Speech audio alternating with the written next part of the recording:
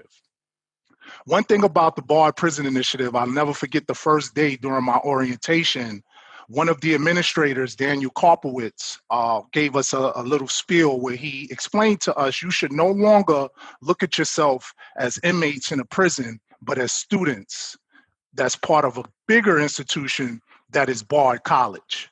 At the time, I thought Dan was crazy. I actually felt that my survival in prison was contingent on me viewing myself as an inmate.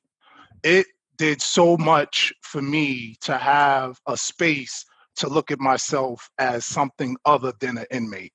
It produced in me and other BPI students a level of fraternity. It pushed us to really challenge ourselves in these classes. It also gave us a sense of what was possible, and it cannot be understated, the despair and the lack of hope in a prison situation. BPI provided a space for me to engage myself in a constructive manner that had an effect not only on me, but my classmates, professors, officers, as well as other people who were not enrolled in the Barred Prison Initiative.